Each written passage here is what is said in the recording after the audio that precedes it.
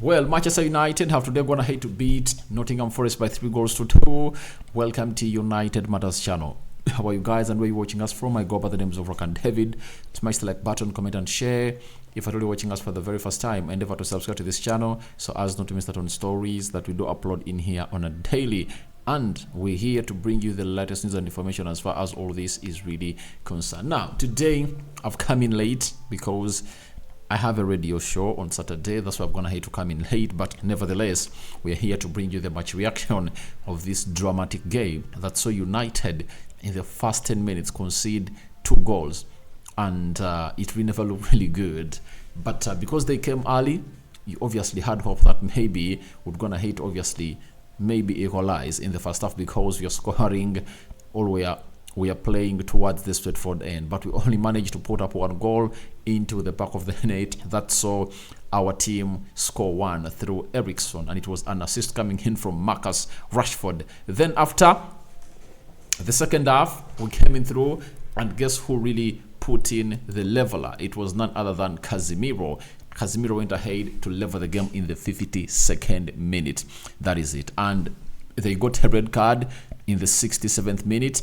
And then the 76th minute, Marcus Rashford was brought down and a penalty was given to Manchester United, and Bruno Fernandes, Captain Fantastic, came in through and put in that ball at the back of the net. But to me, I saw some positives. That is it. I saw some positives that we played better than we played against Wolverhampton Wanderers and Nottingham Forest.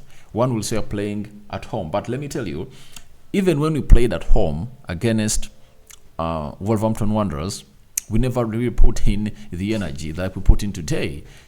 I think the Mason Mount factor has gone ahead to obviously help us a little bit, because Ericsson at least showed us the class he brings to Man United when he's being played into that midfield, because he put up a very good performance here and he really gave us what we call the lifeline. After really scoring that 1 goal in the first half, obviously we knew that all what we are looking for was that 1 goal in the second half to obviously equalize and then tussle it out for the winner. So I really liked how our midfield will look today, and I anticipate that maybe Ten Hag is going to learn a very huge lesson from this. And these are games where you need Sofian Amrabat in that midfield. It is coming to my notice that maybe Mason Mount might start to be played as a winger, because Casemiro has shown us that if we give him more freedom to play into the final third, he can obviously create lots of things, score goals, and maybe even put up assists like he did last season. So I anticipate that if at all he was playing alongside Sofian Amrabat, but we're going to hate obviously get us more and more and more. So that means Casemiro can offer to us a lot in the final third than even other players that play in that position, because he's a classy player, world-class player that's going to hate to put in performances that everyone will always be talking about here onto the United Matters channel. So for me, Casemiro really put in a very good performance in that midfield, but the Ericsson return factor gave us what we call composure in that midfield, because these three played the vast majority of the season together of 2022-2023. They know each other very well. The chemistry really does better. The press is obviously great, and we obviously did the needful. Now, Martial factor. When Martial was playing and you saw him play for the team of Man United, you saw to it that he had all what we desired as the primary press is really concerned.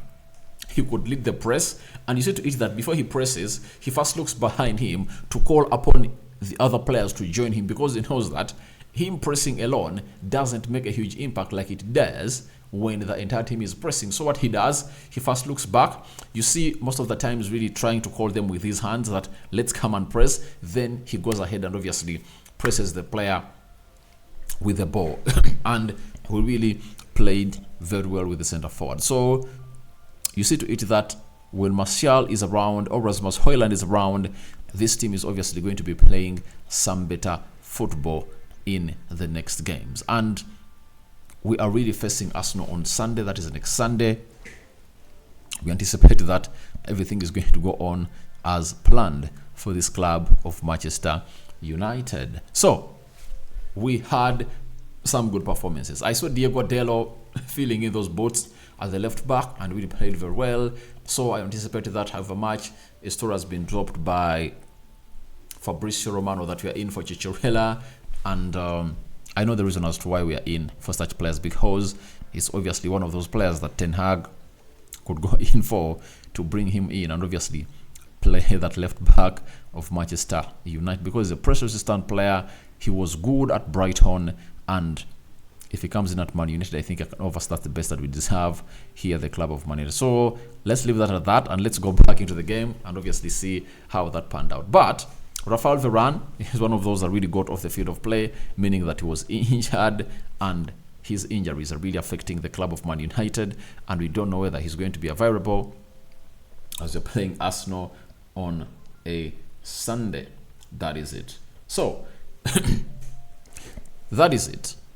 United putting in such a performance and obviously coming back from behind is one of the positives. By the way, the biggest positive was us coming from behind and winning that beautiful game of football. That is the biggest story of the day. And if you know what that means to a team like Man United that has been really struggling to obviously get a goal, because we had just scored only one goal before we came into this game. We scored it against Wolverhampton Wanderers. Against Spurs, we never scored and we conceded 2, and today we're going to hit to score 3 goals. To me, that is a very huge positive. To me, the 2 goals we're going to hit to concede stupidly like that, I really go ahead and obviously feel bad for them. But my biggest positive is us going ahead to score the goals. The 3 goals we're going to hit to score, and the first one came from open play, the second one was a set piece, and the third one, it was a penalty.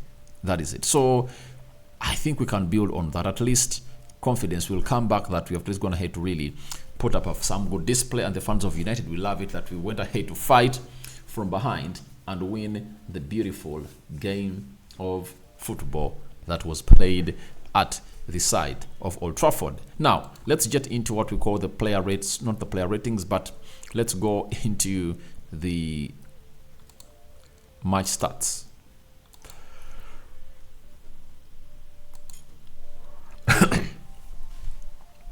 Man United had 18 shots, Nottingham had 9.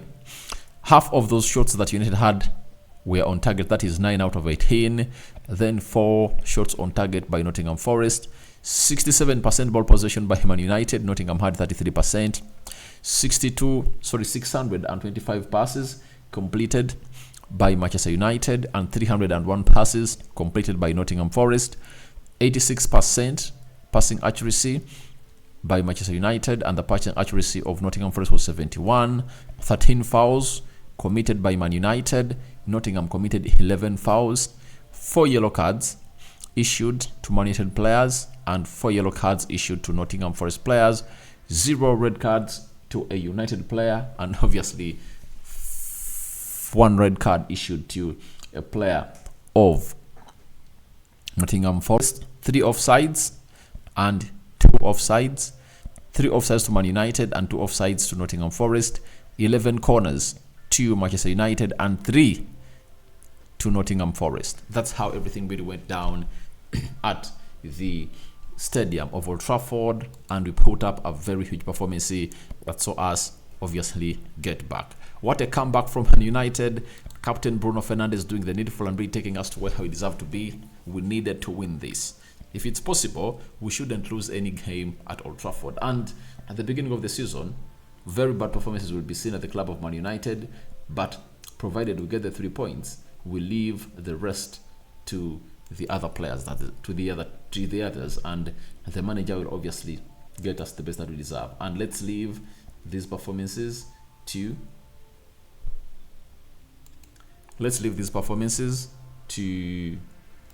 the manager to analyze them, and we'll get to know that maybe we need to obviously control more of the games, but these points coming in through are really important, but he needs to obviously get out the best from people like Anthony and so on and so forth. Because to me, Anthony, I'm not really well pleased. That is it. I don't know why, but he does the same things again and again and again and again and again and again and again and again that are really costing the team of Man United. So he needs to do better. He needs to do better, and that's why some people really are so much pissed about him. Now, how does the table stand? And where does United really fit onto this Premier League table? West Ham, 7 points, 3 games played. Tottenham, 7 games, 3 points played. Arsenal, 3 games, 7 points. Brighton, 6 points in 3 games. Man City has a game in hand. If they win their game in hand, they can obviously top the table. United is 6th, right? We are 6th with 6 points and 0 goal differences. That is it, coming in from the side of Manchester United. So guys, your thoughts on to Manchester United 3, Nottingham Forest 0 are welcome in the comment section below. All that is what we had for you today, and we are returning with their player ratings. I cover you all in the precious blood of Jesus Christ. May the living God bless you abundantly. Rock and David remains my name. Peace out, my Muslim viewers and subscribers. Barak Laufiko.